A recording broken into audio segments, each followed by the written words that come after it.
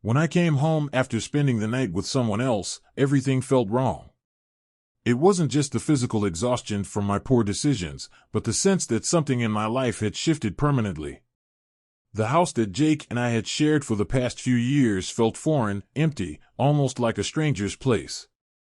His things were gone.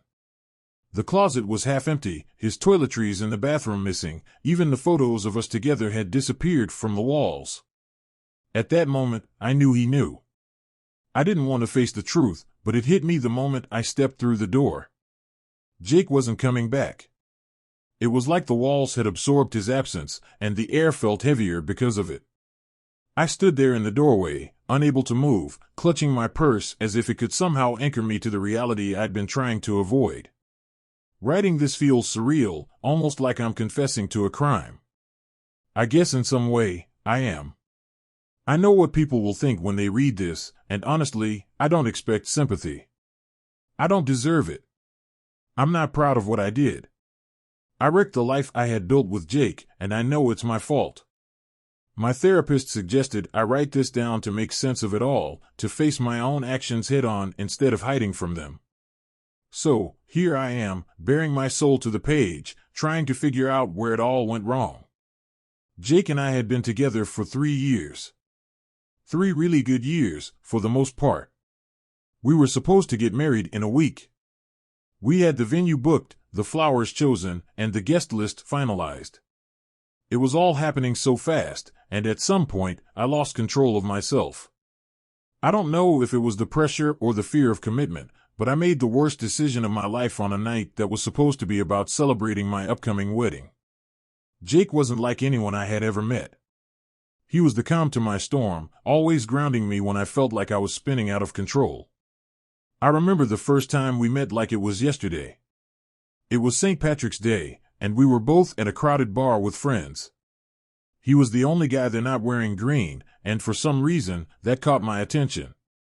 He came up to me with this mischievous grin, holding out a tiny bag of weed and saying, "Here's your pot of gold, leprechaun." I laughed, and from that moment on, we were inseparable. He had a way of making everything feel easy. Jake was thoughtful, stable, and always made me feel like I was his first priority. For the first time in my life, I felt like I was with someone who truly saw me, flaws and all, and still loved me. But I guess I never really believed I deserved him. Maybe that's why I did what I did. As the wedding day approached, I felt the weight of it all pressing down on me. The planning, the endless decisions, the family drama, it was all starting to suffocate me. I wanted everything to be perfect, but in the process, I was losing sight of what really mattered, my relationship with Jake. We were getting married in less than a week, and instead of feeling excited, I felt trapped. Jake, on the other hand, was calm as ever. He didn't let the wedding stress get to him. He was patient with me, understanding when I had my meltdowns over flower arrangements or seating charts. He only asked for 2 things, no wild bachelor or bachelorette parties, and that he wanted to wear a traditional suit for the wedding. He didn't care about much else, just those 2 things. But even those small requests felt like too much to me in the moment.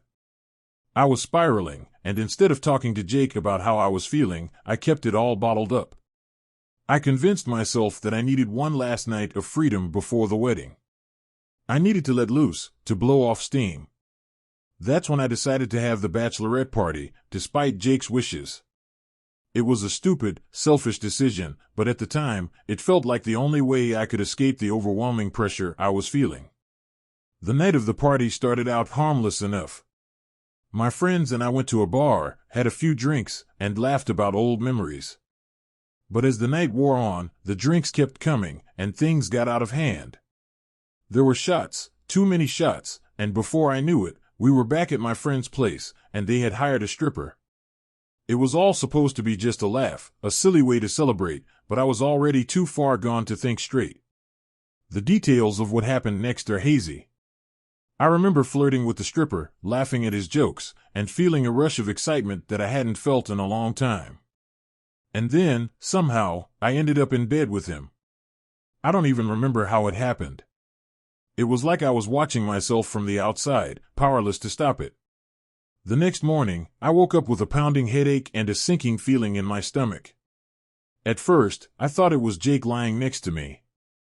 I reached out to touch him, only to realize it wasn't him. It was the stripper. My heart dropped, and I bolted out of bed, grabbing my clothes and rushing out of his apartment like I could somehow outrun what had just happened. I tried to convince myself that maybe it was all a bad dream, that maybe if I just didn't say anything, it would go away. But deep down, I knew I had crossed a line that I couldn't come back from. The guilt gnawed at me, and I had no idea how I was going to face Jake. When I finally got home, I knew something was wrong before I even opened the door. The air felt different, heavy, tense. I stepped inside and immediately saw that Jake's things were gone. His clothes, his books, even the framed photos of us that used to line the walls, it was all missing. My heart pounded in my chest as I rushed from room to room, hoping this was some kind of mistake, some cruel joke. But with every empty space, it became clearer. Jake had left me. On the kitchen counter, there was a note. Just 4 words, "Hope it was worth it." I stood there, staring at the note, the words blurring as tears filled my eyes. It felt like someone had punched me in the gut, knocking the air out of me. I couldn't believe this was happening. I couldn't believe that Jake was really gone. I had thought maybe I could fix this, that I could apologize, explain, beg for forgiveness. But Jake had made up his mind. He was done with me, and I didn't blame him. I tried calling him, but the calls went straight to voicemail. I texted him, desperate to explain, but the messages didn't go through. He had blocked me on everything, his phone, social media, even our mutual friends were radio silent. It was like Jake had erased me from his life completely, like I never even existed. I collapsed onto the floor, clutching the note in my hands as sobs racked my body. I had destroyed the one good thing in my life, and I couldn't take it back. The guilt was suffocating, pressing down on me until I felt like I couldn't breathe. I had always been the type to act on impulse, to chase after whatever made me feel good in the moment, but I had never thought it would cost me everything. The days that followed were a blur. I didn't leave the house. I didn't eat. I barely slept. My friends called, trying to check on me, but I ignored them. I couldn't face anyone. I was too ashamed. How could I explain what I had done? How could I tell them that I had cheated on Jake, the man who had loved me more than anyone else ever had, just days before our wedding? The regret was unbearable. I kept replaying that night over and over in my mind, wishing I could go back and make different choices. But I couldn't. The damage was done. Weeks passed, and I slowly tried to put the pieces of my life back together. It wasn't easy. Every morning, I woke up with that same crushing feeling of guilt and loss. The apartment, now half empty, was a constant reminder of what I had destroyed. I couldn't escape it, no matter where I went. Jake was gone, and it was all my fault. I tried reaching out to Jake's best friend, Tom, hoping he might know where Jake had gone. Maybe, I thought, if I could just talk to him, I could make things right. But Tom's response was short and to the point. "Jake doesn't want to talk to you. Leave him alone." That was when I realized how final this was. Jake wasn't coming back. He had cut me out of his life completely, and there was no fixing it. Eventually, I started going to therapy. My therapist, Karen, was the one who encouraged me to start writing all of this down. She said it would help me process my feelings, help me understand why I had done what I did. At first, I didn't want to face it. I didn't want to look too closely at my actions because I knew the truth would be ugly. But over time, Karen helped me see that this wasn't just about the one night I cheated on Jake. It was about a pattern of behavior that I had been repeating for years. I had always sabotaged the good things in my life. Whenever something was going well, I would find a way to mess it up. It was like I didn't believe I deserved happiness, so I would push it away. Jake was the best thing that had ever happened to me, and instead of holding on to that, I destroyed it. I still don't fully understand why, but I'm working on it. It's been 3 years since Jake left, and I'm still trying to figure out how to forgive myself.